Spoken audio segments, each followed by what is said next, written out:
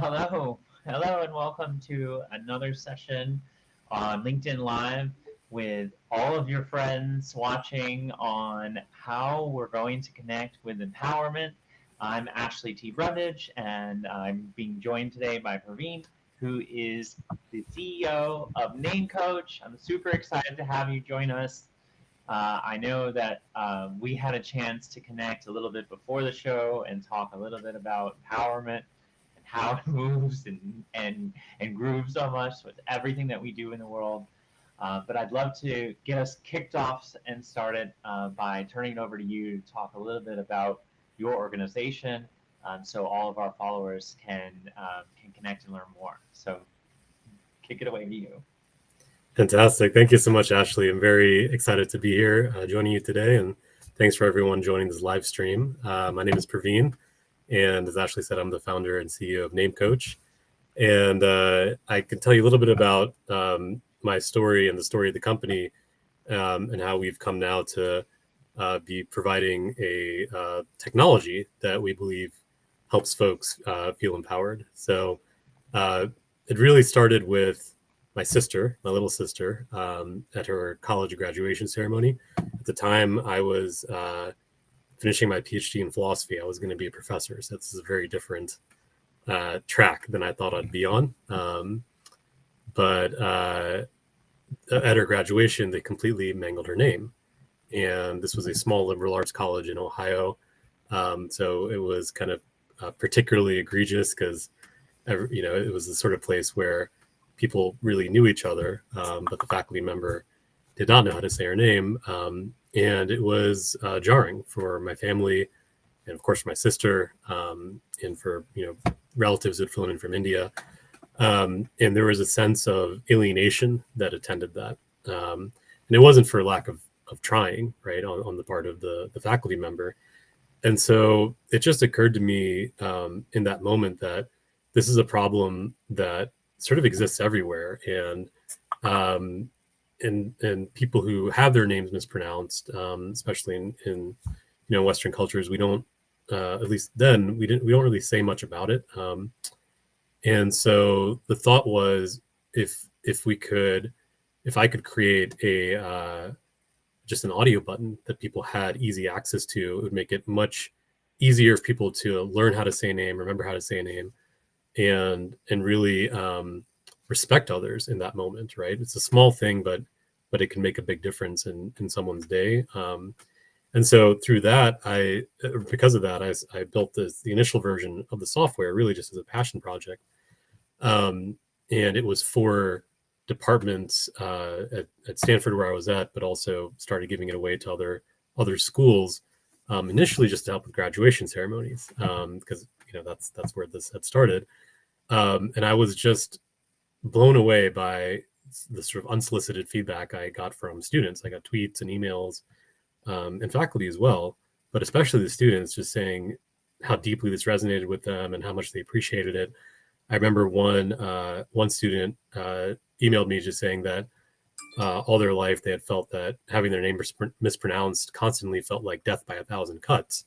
And so it occurred to me that this was actually something that people really resonated with, even more so than I sort of anticipated. I've also had my name mispronounced quite often throughout my life, and so decided to start the company really with the mission of solving this problem in a way that makes it easy for everybody involved. Right? It's for the people who are used to having their names mispronounced and finally have a way to correct others without being sort of obtrusive about it, right? Allowing them to provide their pronunciation to other people in their email signature, in their, in the various systems that are used at companies or in schools. We now serve over 350 customers, ranging from small companies to the Fortune 500, ranging from community colleges to big state schools. But basically embed these buttons into these systems and just make it really easy for users as well, because most of us do not want to be mispronouncing other people's names. We want to provide that sign of respect to other people, want to help create a sense of belonging for others, make sure that they're not feeling excluded, not feeling alienated. So it's really to, in my mind, to empower all of us, right? Both the people who are mispronouncing names and people who are getting the names mispronounced. And, for a lot of us that both of those things happen. For me, I mispronounce lots of names and also have my name mispronounced had my name mispronounced quite often. So that's kind of the origin of the company. And I think how things have developed, initially we were focused on the education space because that's where we started. But, as I mentioned, we're now serving really any type of organization. And what's happened over the past several years is that I think there's been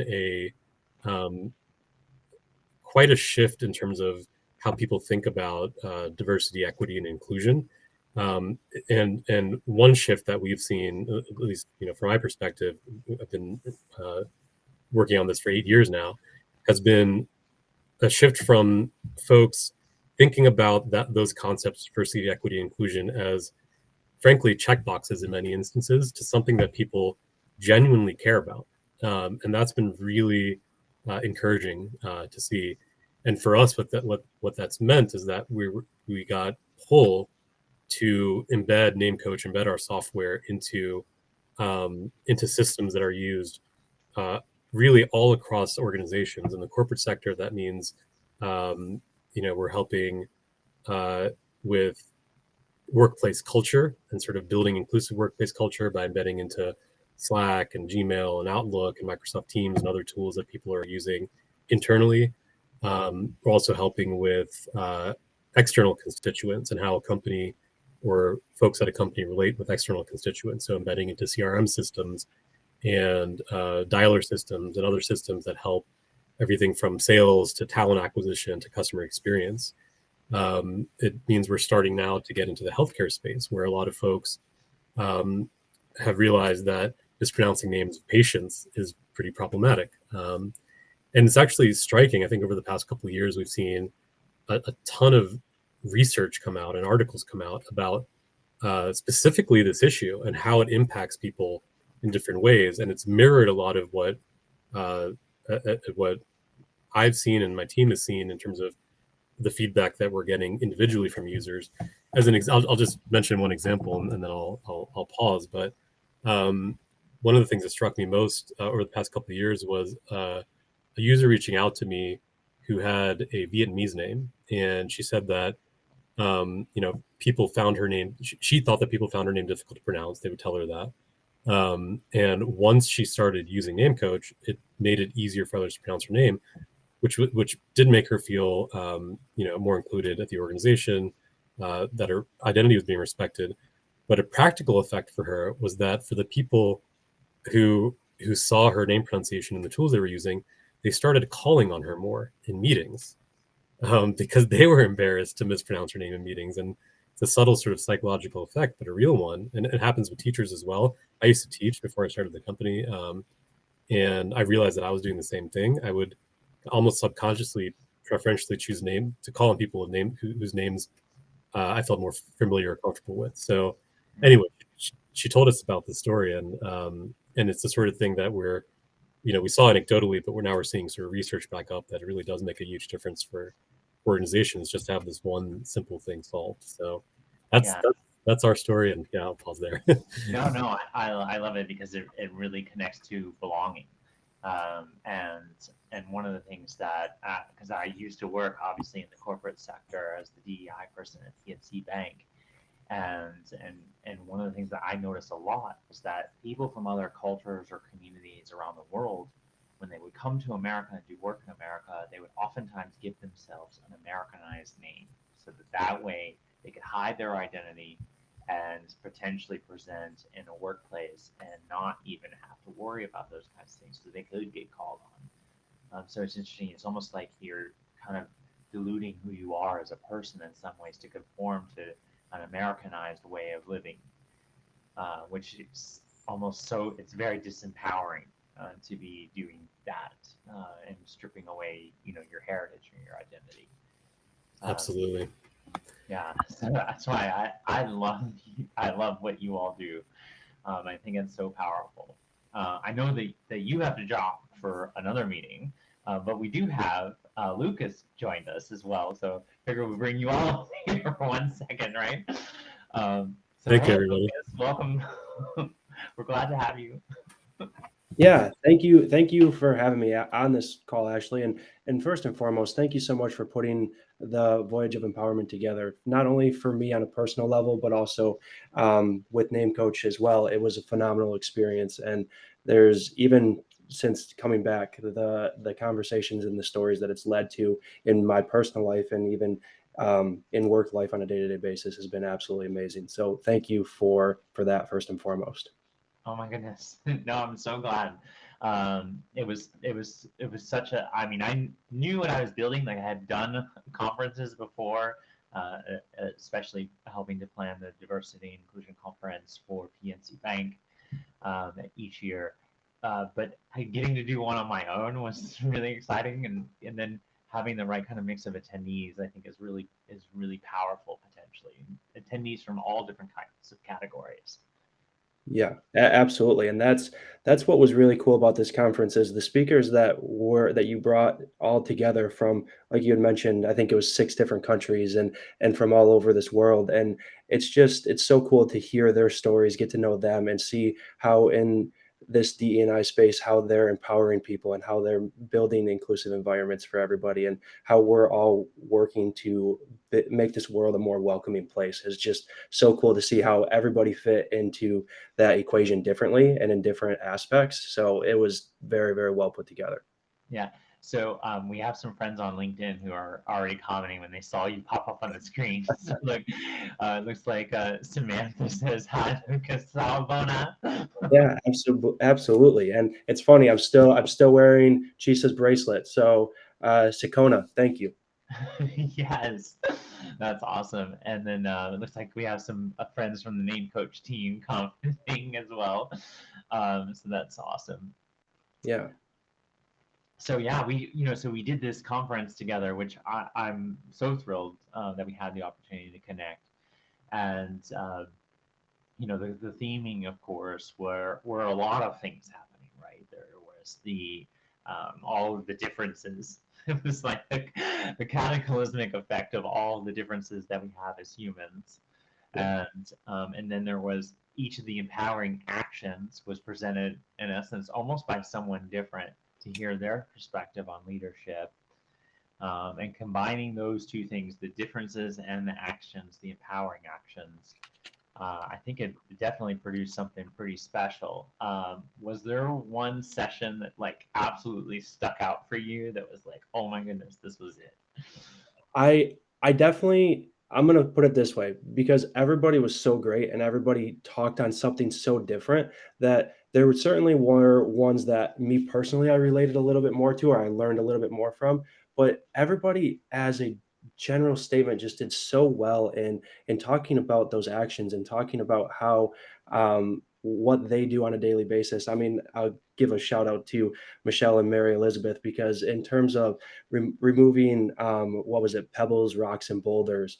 Just talking about how they make different environments more accessible and how they work with organizations and to make accessible environments. That's it. Just related so much to what empowerment is, but then also what Name Coach does on a daily basis. And for us, we're about not only accessibility for everybody, but also that inclusivity of everybody, which those kind of go hand in hand.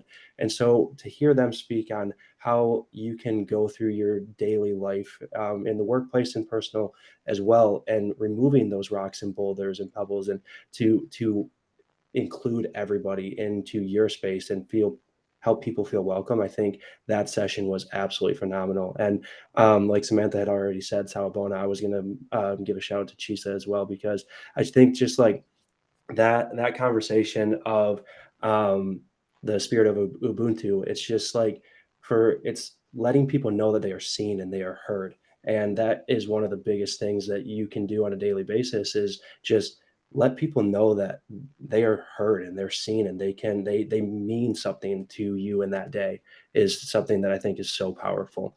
I really think it was cool in the panel discussion that we technically sponsored was with Arrow, and to hear what he was doing at Boeing, and whether it be the drag show or just the different things, you just get to know who he is and what he's doing on a daily basis in the DE&I space. It's just so cool to listen to that and be a part of hearing his story. So those are the main ones that really stood out to me at the beginning. Yeah, that those are all really. I mean, obviously, as same, it's like really a hard question to pick just one. Yeah, They were so also valuable in their own way, right? I mean, they all connected to on some level to the broader construct, the differences, the empowering actions, and then that specific action. Yeah, it was like there were people that were that were crying afterward this whole thing was done because they didn't yeah, want it to they end.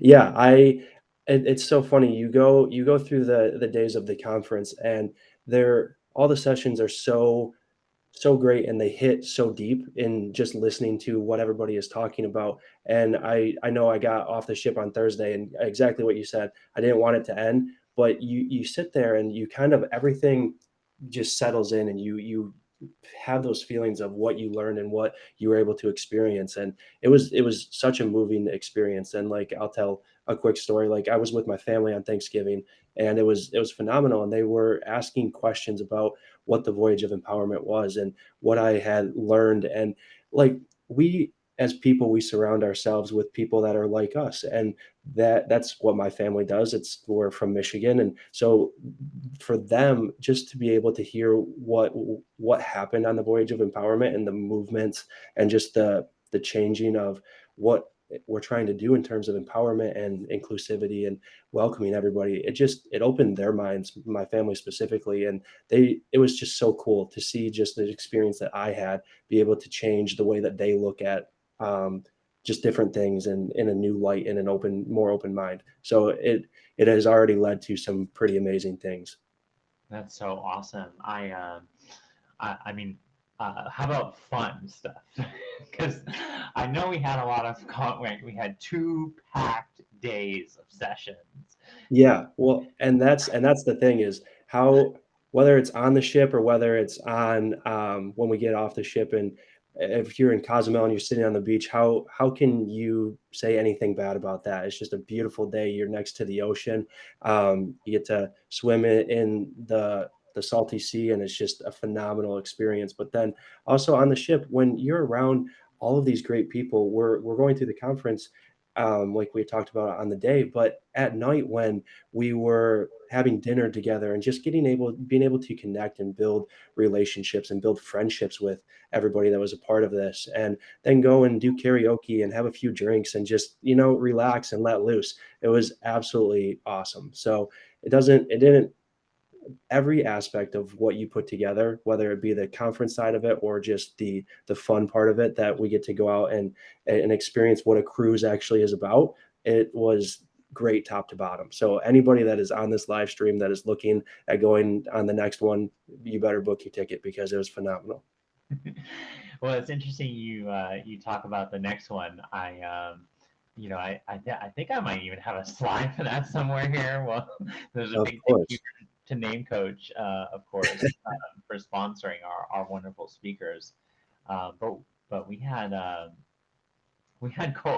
quite a time together, and I know that if you do want to connect and you want to watch some of the replays of all the speaker sessions, you can go right on my website and you can actually join the virtual conference still and watch all the replays, which is pretty exciting. All the stream sessions are going to be on there on that website, and you can use coupon code conference. Which would save you 75% off of the virtual pass to watch this year's conference. And then of course you're teasing a little bit for next year, but yes, next year's convention is booked. It's reserved September 16th through the 21st. We're going to be sailing on the Liberty of the Seas Yes. from the New York City area to Bermuda and back. I've actually done this itinerary before. What's really cool about it is that we actually have an overnight in Bermuda. Very Uh, cool. yeah, which is going to be a blast. And I actually did a site visit already um, in Bermuda at a couple different spots for some stuff that we'll do off ship. So those plans are almost all coming together for our voyage of empowerment for 2023. It takes a year to plan these things.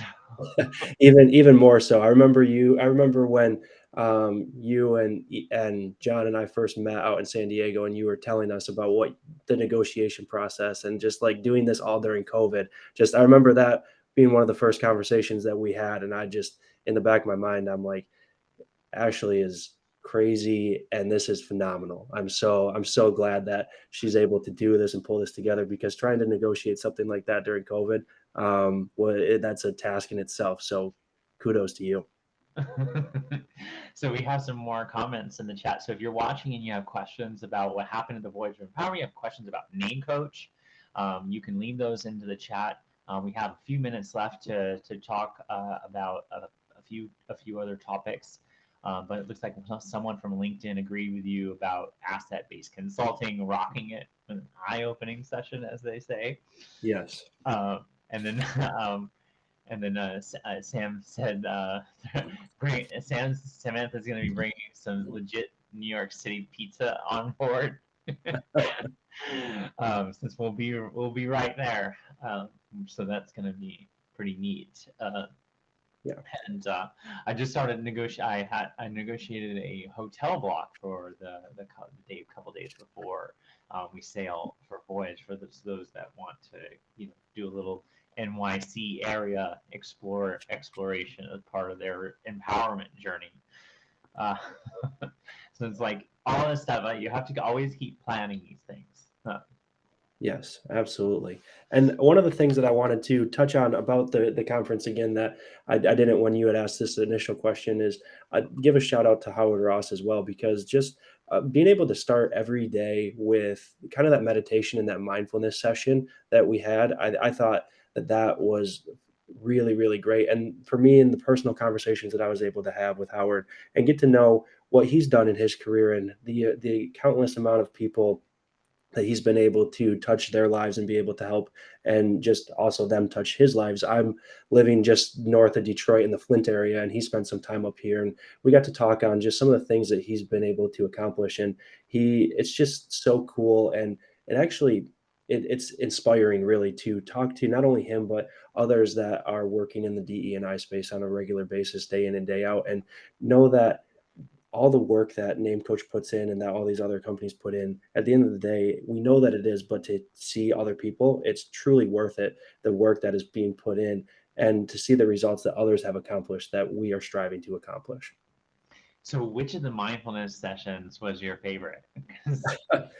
I love the one where we got to walk around a little bit, and he should have. I'm sure I remember what he called it and the actual term for it, but I do not at the moment in time.